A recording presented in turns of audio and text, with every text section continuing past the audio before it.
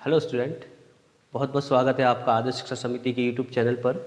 आज हम यहाँ पर क्लास 10 विज्ञान का पहला चैप्टर रासायनिक अभिक्रिया एवं समीकरण के बारे में अध्ययन करेंगे। बात करते हैं हम यहाँ पर रासायनिक अभिक्रिया की।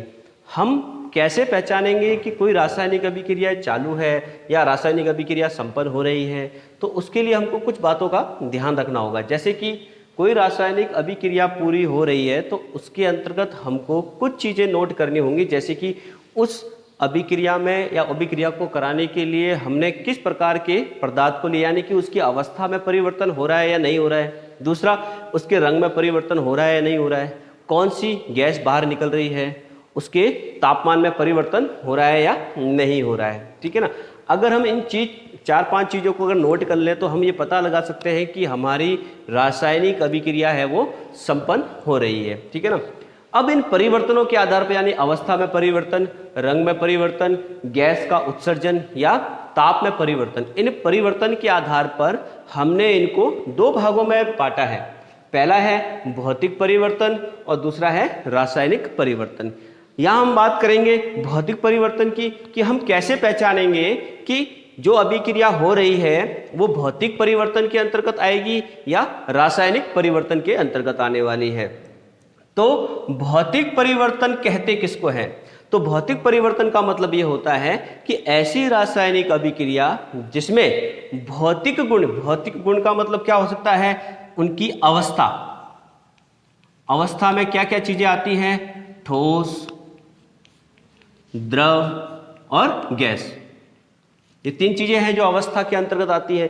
तो उनकी भौतिक अवस्था यानी कि ठोस, द्रव, गैस में तो परिवर्तन होता है, लेकिन उनके रासायनिक गुण जैसे कि सूत्र, फॉर्मूले, उनमें किसी भी प्रकार का कोई परिवर्तन नहीं होता है। तो ऐसे परिवर्तन को हम क्या कहते हैं? भौतिक परिवर्तन कहते हैं। फॉर एग्जाम्पल, जल से बर्फ का बनना। तो जल से बर्फ का बनना यह एक भौतिक परिवर्तन कहलाता है। कैसे? देखिए कि यदि हम जल को गर्म करें, जल किस प्रकार का होता है? तरल होता है। ठीक है। और जल का फॉर्मूला क्या होता है? H2O। तो यदि हम जल को थोड़ा सा ठंडा करें तो यह जल किस में बदल जाएगा? तो यह जल बदल जाएगा बर्फ में। बर्फ में ये बदल जाता है। अब बर्फ कैसा होता है? ठोस। कैसा होता है? ठोस। अब यदि इसी बर्फ को थोड़ा सा हम गर्म करें तो यही बर्फ यानी कि ठोस पुनः किस में बदल जाएगा? जल में बदल जाएगा। इस प्रकार से हमने क्या देखा कि तरल से ठोस और ठोस से पुनः हमने तरल को प्राप्त किया। तो क्या हुआ? परिवर्तन हुआ। कौन सा परिवर्तन हुआ? भौतिक परिवर्तन। क्योंकि भौतिक परिवर्तन में यही तो चीज आती है, ठोस, द्रव और गैस। यहां से क्या था? द्रव से क्या बन गया? ठोस को पुनः हमने क्या किया? गर्म किया। गर्म से वापस किस में बदल गया? ये ठोस से वापस किस में बदल गया? ये तरल में बदल गया। उसी प्रकार इसी तरल को हम यदि ज्यादा गर्म करें, ज्यादा ऊष्मा दें, तो ये किस में बदल जाएगा? वाष्प में बदल जाएगा, यानी कि गैस में परिवर्तित हो जाएगा। ये किस में परिवर्तित हो जाएगा? ये गैस में। और इसी गैस को हम क्या करें? पुनः ठंडा करें तो ये गैस पुनः किस में बदल जाएगी? तरल अवस्था में आ जाएगी। यानी कि क्या हुआ? तो हम भैया बोलेंगे कि तरल क्या है? लिक्विड यानी कि द्रव, जो कि क्या है? एक भौतिक अवस्था है। ठोस क्या है? एक भौतिक अवस्था है। गैस क्या? एक भौतिक अवस्था है। तो क्या हुआ है? तो तीनों ही कंडीशन में हम देखें तो इनकी केवल भौतिक अवस्था में ही परिवर्तन हुआ है। इस बर्फ का सूत्र क्या होता है? H2O। इस वाष्प यानी गैस का सूत्र क्या होगा? H2O। क्योंकि ये जो वाष्प बना है, ये जो ठोस बना है, वो बना तो इससे ही है। तो हम क्या बोलेंगे कि जल का सूत्र होता है H2O, बर्फ का सूत्र भी क्या होता है? H2O, और इस वाष्प का सूत्र भी क्या होता है? H2O। यानी कि इनकी केवल और केवल कौन सी चीज बदली है? तो अवस्था बदली है, भौतिक अवस्था बदली है। इनके रासायनिक गुणों में किसी भी प्रकार का कोई परिवर्तन नहीं हुआ है, इसीलिए हमने इसको किसके अंतर्गत रखा है? भौतिक परिवर्तन के अंतर्गत रखा है। अब भौतिक परिवर्तन की क्या परिभाषा बन जाएगी कि ऐसा परिवर्तन जिसकी केवल और केवल किसमें परिवर्तन हो? अवस्था में परिवर्तन होता है ना, लेकिन उनके रासायनिक गुणों में किसी भी प्रकार का कोई परिवर्तन नहीं होता है। हम किस प्रकार का परिवर्तन कहेंगे? उसको भौतिक परिवर्तन कहते हैं। दूसरा यदि हम एग्जाम्पल देखते हैं NH4Cl यानी कि अमोनियम क्लोराइड, यह क्या है? तो यह एक ऊर्ध्वपातक यौगिक होता है। यदि इसको हम गर्म करें, कैसा है ये? यहाँ पर ठोस अवस्था में लिया है। यदि हम इसको ठोस अवस्था में गर्म करते हैं तो ये सीधा किस में बदलता है? वाष्प में बदलता है, यानी कि गैस में बदल जाता है। देखिए NH4Cl किस फॉर्म में लिया है हमने? इसको ठोस फॉर्म में लिया है, यानी कि ठोस अवस्था में लिया है। यदि हम इसको गर्म करें तो ये किस में बदलेगा? तो NH4Cl किस में बदल जाएगा? गैस में बदल जाएगा। किस में बदल जाएगा? ये गैस में। और इसी गैस को हम वापस क्या करें? ठंडा करें तो यह पुनः किस में बदल जाएगा? ठोस में बदल जाएगा। किस में बदल जाएगा? ठोस में। तो इस प्रकार से हमने क्या देखा? यहां भी केवल किस में परिवर्तन हो रहा है? इनकी अवस्था में परिवर्तन हो रहा है, लेकिन रासायनिक गुण जो होते हैं, ये फॉर्मूले जो होते हैं, इनमें किसी भी प्रकार का कोई चेंज नहीं आया है। इसीलिए हमने भी इसको क्या बोला है? ये किस प्रकार का परिवर्तन है? यह भी एक भौतिक परिवर्तन कहलाता है। ठीक है, क्लियर हो गया। अब हम यहां पर देखते हैं तीसरा एग्जाम्पल, शक्कर का पानी।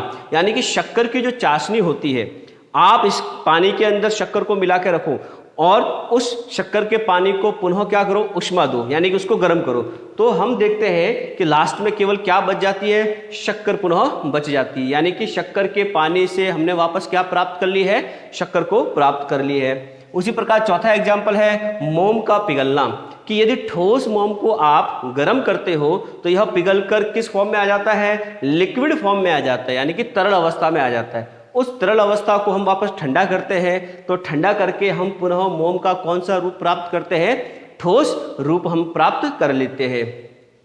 चलिए, ये तो रहा आपका भौतिक परिवर्तन। अब हम आगे देखते हैं रासायनिक परिवर्तन, कि रासायनिक परिवर्तन कहते किसको हैं। बात कर रहे हैं हम रासायनिक परिवर्तन की, कि रासायनिक परिवर्तन का मतलब ये होता है कि ऐसी रासायनिक अभिक्रियाएं जिसमें भौतिक अवस्था के साथ साथ रासायनिक गुणों में भी क्या हो? परिवर्तन हो। यानी कि दोनों ही प्रकार के परिवर्तन है वो हमको रासायनिक परिवर्तन में देखने को मिलेंगे। फॉर एग्जाम्पल, जैसे कि मान लो मैं किसी कोयले को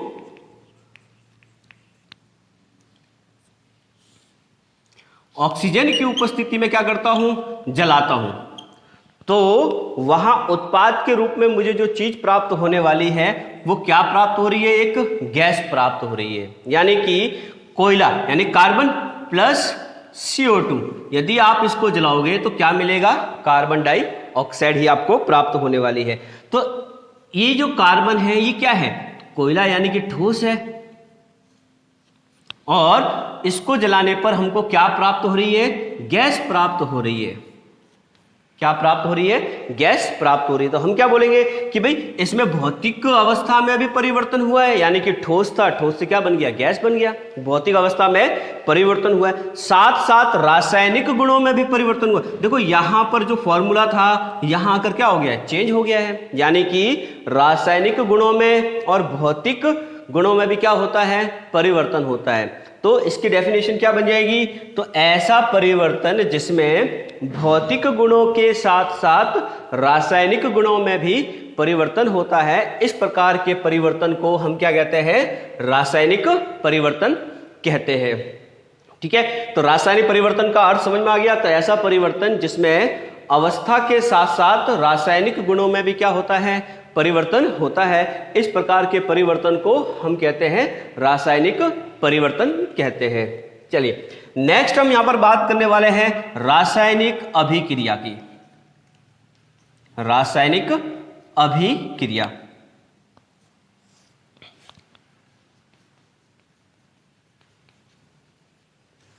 किसकी बात करेंगे हम?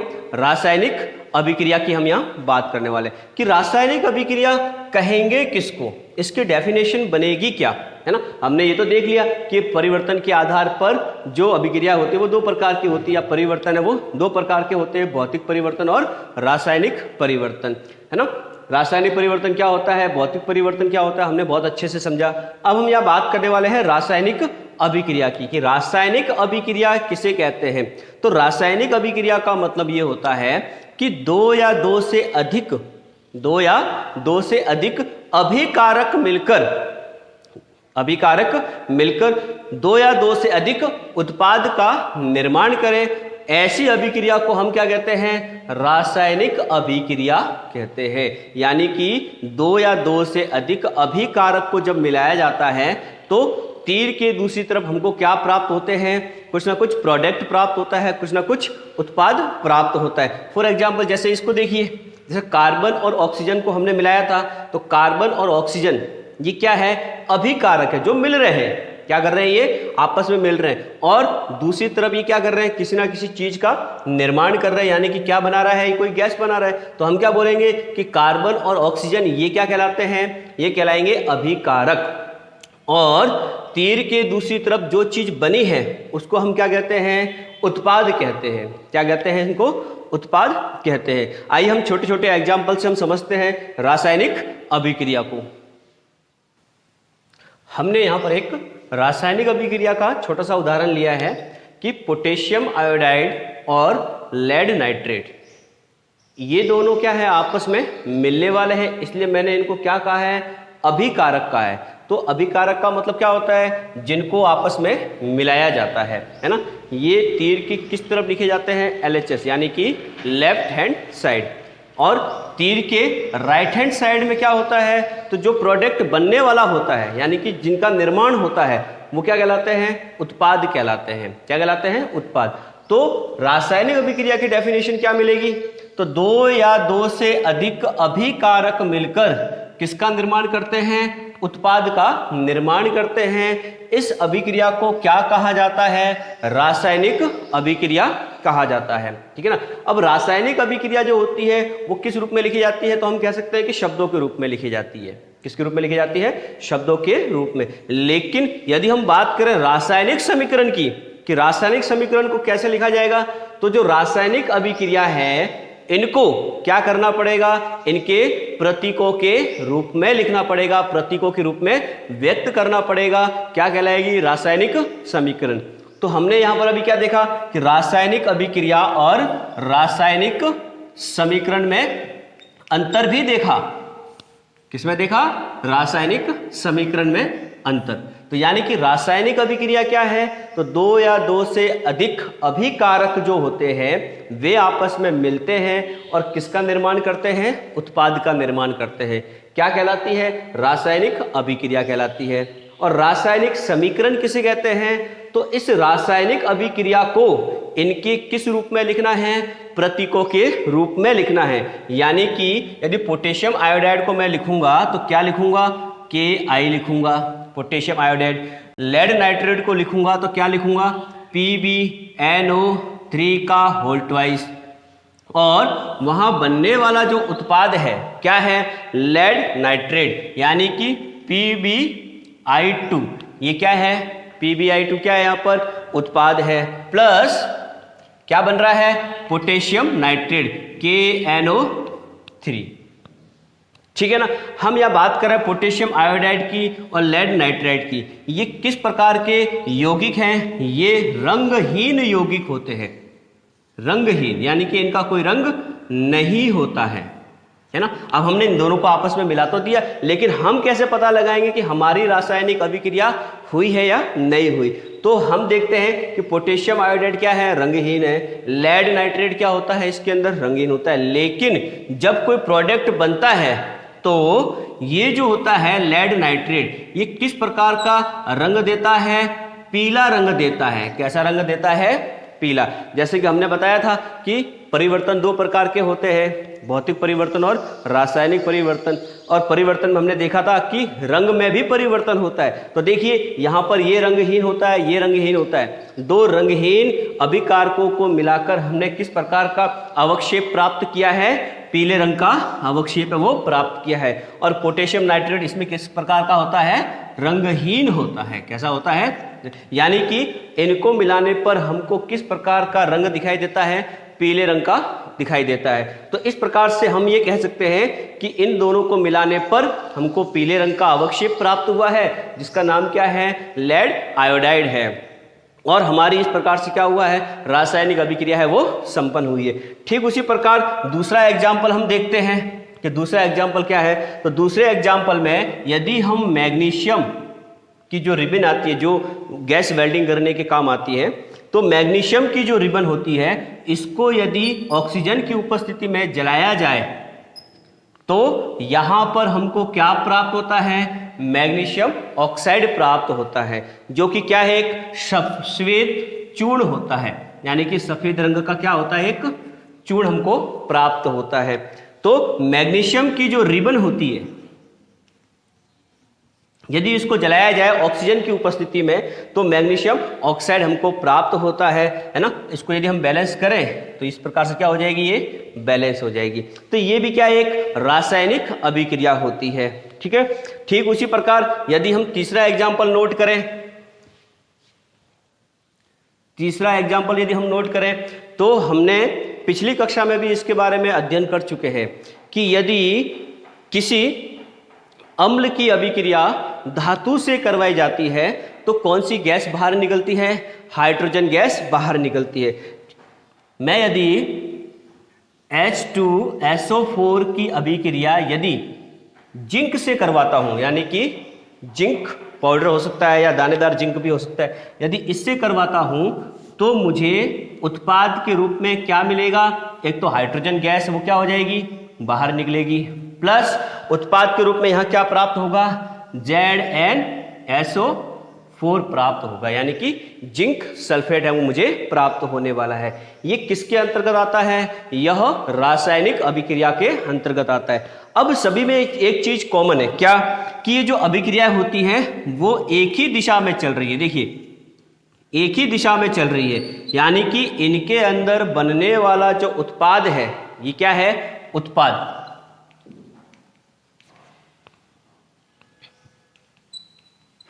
उत्पाद क्या है? ये उत्पाद। ठीक है ना। तो इनमें बनने वाला जो उत्पाद है वो क्या है? स्थायी उत्पाद है, यानी कि इनसे पुनः इन चीजों को प्राप्त नहीं किया जा सकता है। इसीलिए हम क्या बोलेंगे कि इस प्रकार की अभिक्रिया में बनने वाला जो उत्पाद होता है वो किस प्रकार का होता है? स्थायी उत्पाद होता है। इसीलिए ये अभिक्रिया होती है वे सदैव किस दिशा में चलती है? एक ही दिशा में वो प्रारंभ होती है, एक ही दिशा में वो चलती है। इनसे पुनः पहले जैसी चीजों को प्राप्त नहीं किया जा सकता है। अब पोटेशियम आयोडाइड और लेड नाइट्रेट ये क्या हो जाएंगे? तो ये हो जाएंगे अभिकारक, यानी कि LHS लेफ्ट हैंड साइड में सदैव किसको लिखा जाएगा? अभिकारक को लिखा जाएगा, और RHS यानी कि राइट हैंड साइड में किसको लिखा जाएगा? उत्पाद को लिखा जाएगा।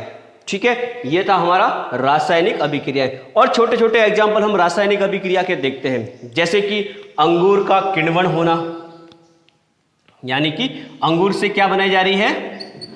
अंगूर का किण्वन, यानी अंगूर से क्या बनाई जा रही है? शराब बनाई जा रही है। ठीक है ना। क्या उस शराब से पुनः अंगूर को प्राप्त किया जा सकता है? नहीं किया जा सकता है। इसीलिए ये क्या एक रासायनिक अभिक्रिया है और रासायनिक परिवर्तन है। दूसरा उसी प्रकार है भोजन का पाचन।